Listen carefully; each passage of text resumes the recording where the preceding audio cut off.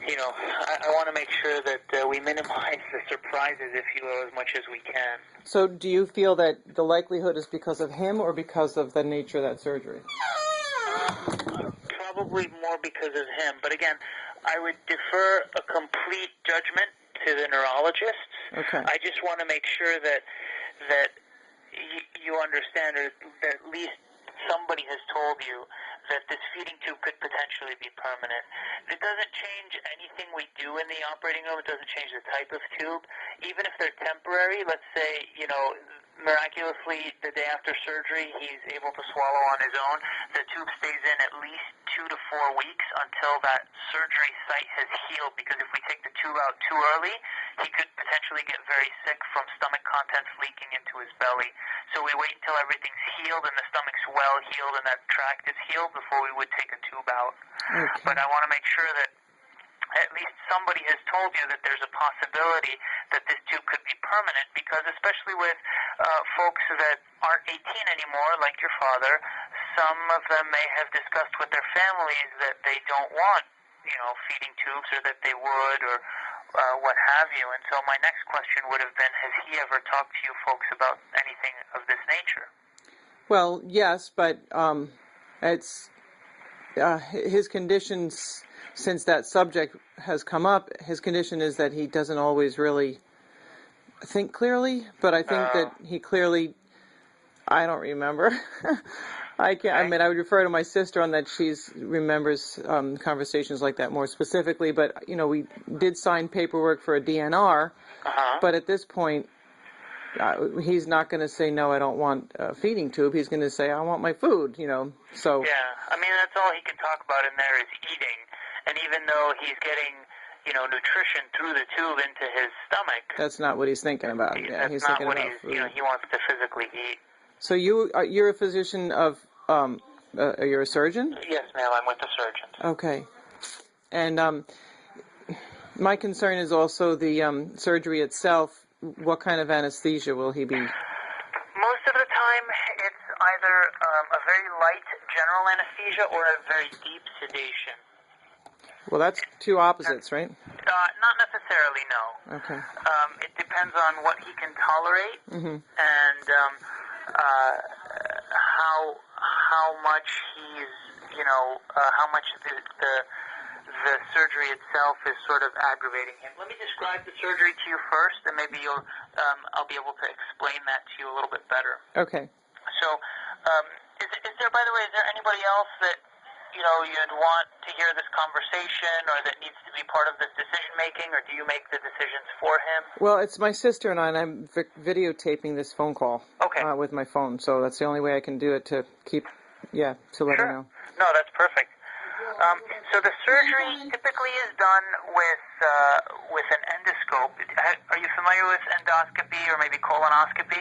Yeah, sounds familiar. So it's the same idea, different scope, but same idea. We put a camera down the mouth into the stomach, and we look up as though we're sitting inside of a room looking at the ceiling, as we use needles and wires to put the tube in from the outside of the room, if you will. So you're connecting through the wall of the stomach, but you're looking from the inside too. Correct. So we can look from both sides. Okay. This procedure is reasonably safe, and the scope can cause people to gag. So sometimes if we can't do the procedure with just a little bit of sedation, or if after the anesthesiologist reviews, your father's case, they feel that it might be safer or more comfortable for him to put him completely to sleep with general anesthesia and put a breathing tube down his throat, then we would go that route. Although sometimes we do just use deep sedation, deeper than what people would get for a colonoscopy, but not completely general anesthesia just yet. It's kind of a spectrum. So you wait and see how he reacts?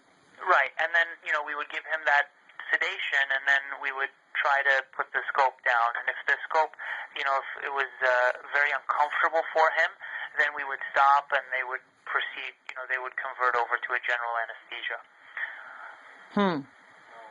All right.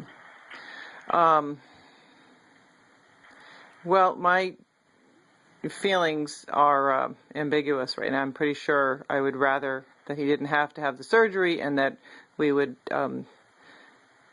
spend more time waiting. But I don't know if he can spend time waiting in the hospital. Well, that's the thing. I mean, it sounds like from what the neurologists and everybody are saying in the about his case is that this looks like it's probably his last hurdle keeping him in the hospital. Mm-hmm. And the problem is not a lot of rehab centers will accept patients with tubes in their nose because of the long-term problems of those tubes in the nose can be, they can cause nosebleeds or erosions in the nose, and they can cause sinusitis. Mm-hmm. Right, so that's... And they sometimes even make patients more susceptible to reflux. Right. And even as a result, refluxing down into the lungs and developing pneumonia and things like that. So we try and get, if patients need the tubes for a longer period of time than just while they're in the hospital, we usually try and convert them to what's called this PEG tube. PEG just stands for percutaneous, which means through the skin. Oh. Endoscopic, which is the endoscope we talked about, and then gastrostomy, that just means the tube in the stomach. Okay. So that's why we try and convert the patients to the PEG tube or to the feeding tube. All right. There are some risks associated with this procedure that I should tell you about. The risks altogether are usually less than 1 to 3 out of 100 if you lump them all together. They include things like bleeding, especially bleeding that might require a blood transfusion, but that's incredibly rare. Infection at the site where we put the tube, as you can imagine, that just like we're going to be able to feed him through that site's also, sometimes it can leak a little bit of stomach fluid, and that can irritate the skin sometimes and cause an infection. Injury to something nearby. So the colon sits right between, oftentimes right on top of the stomach, underneath the belly skin. And to help move the colon out of the way, what we do is we inflate the stomach full of air, and it's just like putting a water balloon, putting a balloon filled with air underwater. The balloon floats.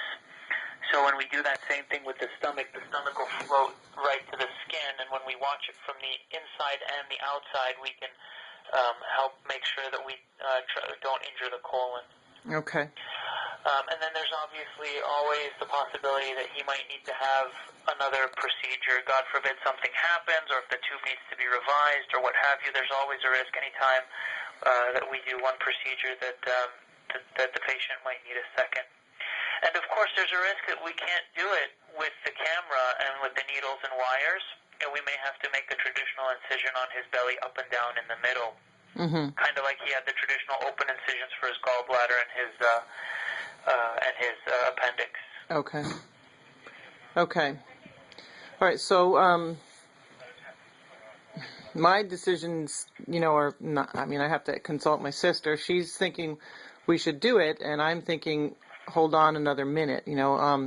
What's our time frame with deciding? Well, if you folks, there's no rush to make a decision. Obviously, he's getting the nutrition he needs through the tube he has now. Right. But certainly, if you'd like to go forth with this, we could even potentially do it for him tonight. Yeah. Well, I'm still scared enough to say I would rather not risk. If say the feed tube in his stomach is the risk that he might be on it forever. The other risk is that he... Well, he might be on it forever, regardless of whether or not we do it. That's the question about his, the disease itself and how it changes over time. Okay, so the disease meaning the inability to swallow? Yes. Okay. So he's never had a problem like this before after a seizure. So is this something new, or is this typical to seizures, or it's not your field? Well, it's not my field. I agree with that, but we do see a lot of it, and it's common after patients have a brain injury of some sort, a seizure, a stroke, especially when they're older and when they have underlying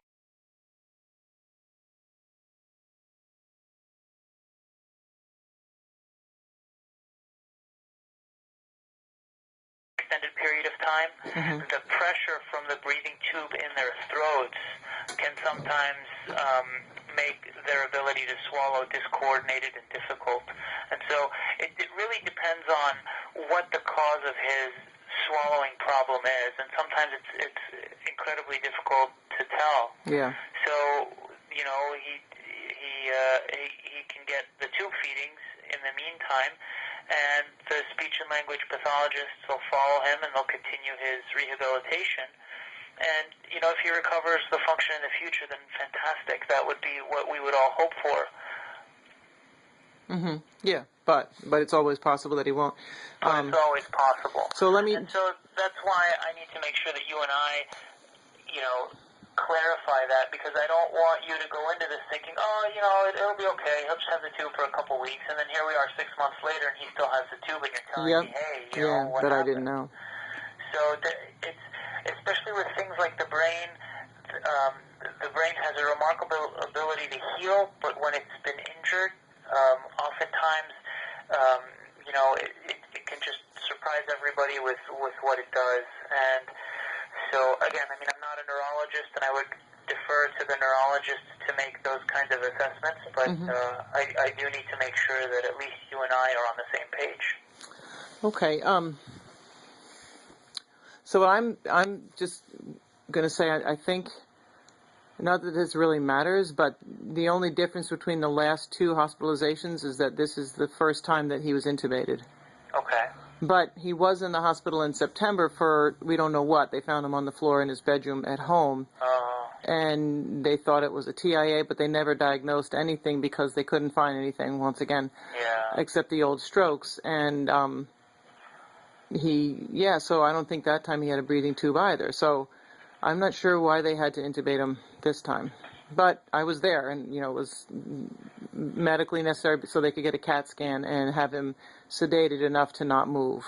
Yeah. Something like that. Sometimes, well, when we sedate people, you know, especially when they're having seizures that we can't control with traditional medications, but if we have to sedate people completely, one of the side effects of that sedation is that they stop breathing on their own. So we so you don't want to do that. Not because it's a breathing problem of their fault. You know, it's not the patient's breathing problem so much as it is we have to give so many medications that they're going to have a breathing problem. Right. So hopefully by now he should have recovered his swallowing, but they're saying they don't see that happening yet.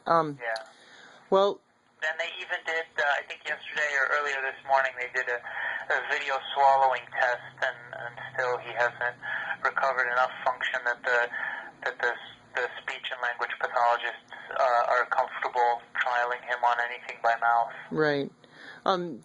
For your information, as a side, when we were there Friday night, he seized on Thursday morning around 2:30 or 3 on the way up, and then Friday night he was in SICU, and my husband and I were there when the nurse came in with his meds, and we were talking about his swallowing, and I said, well, he always swallows pills with water at home, even though sometimes he does choke a little bit, or the water goes in his nose just a little once in a while. So she gave him... so maybe he had something going on even before. Well, when he would chug his pills, it was almost like he forgot that you just take a little water. He would take a big gulp and hope that it worked. But he was always consistently able to swallow his pills. Okay. But then, so he did swallow them Friday night with a cup of water and a straw. Well, that's good. I mean, so, maybe in the future he'll be able to, you know, they can get him taking his pills even with some applesauce or something a little thicker. Yeah. At least until he, you know, recovers enough function. Right, so that's what I'm saying. I just would like to see if we can wait another day. Yeah. It's, you know, again, I leave the decision completely up to you and your family, but just let us know. What I've done is I've stopped his tube feedings. Okay. Because the anesthesia doctors worry that if their stomach's full, that when they, you know, go under, that can cause breathing problems and things that can go up, can reflux up into the windpipe and that sort of thing. So I've stopped his feedings. Okay. And the earliest we would be able to do this is about 7:30 p.m. Mm-hmm. So if you'll just give us a call and let us know one way or the other what you'd like to do, Right. and we'll arrange for that to happen. Okay. So right now, we'll just wait, and you'll wait for my call. I'm going to wait for your phone call. Okay. Yes, ma'am. And then if I say not yet, let's try his swallowing again tomorrow. I don't know if that works for the hospital schedule, but Well, I mean, I think since he just had the study yesterday, that at the earliest they would repeat the swallowing study in a week. a week. Usually what they do is to give enough time Yeah. that if he's going to recover anything, to recover. Huh. So that's why they want to do the feed tube. Yeah. Yeah. Okay, so it's not like, well, I mean, he could improve, and the only way they would know it is if they let him try to swallow something, and they're not probably going to do that. Right. They Yeah. probably won't do that, no. Hmm. Because, again, there's concern that it's going to go down the wrong tube. It's going to Right. go down into his lungs, into his windpipe. Yep. Okay. All right, so I don't know if you have him penciled in, or if he's on the list, or if you're going to, circle his name I'll as add on him hold. on. You don't have to worry about those logistics. I'll take care of all of that. I mean, you're going to he's going to be on hold. Well, yes. Okay. I mean, You- I haven't even told the operating room about him yet until Okay. I hear from you. But Okay. I've taken all of the necessary measures that, the moment I tell the operating room, there shouldn't be anything that prevents us from going as soon as anesthesia clears him. Right. Okay. Okay. So my sense is to say no, but that's me. I tend to I want to hold back Okay. forever, but I can't do that. Really, can't forever. But Well, yeah, forever is a really long time. you know what I'm saying. I know what you Let's mean. just And wait again, and I see. apologize that you and I are meeting under these circumstances and on the phone, Yeah. nonetheless. But I thought I'd give you a call, especially because we received a note that said you'd like a phone call. Okay. And, just let us know what you'd like to do. We have everything ready to go, and if you say go ahead, then great. We can take care of that form tonight. If you say hold off another week, then, we're happy. We can check back in with you, or the neurologist can call us Okay. and give us an update.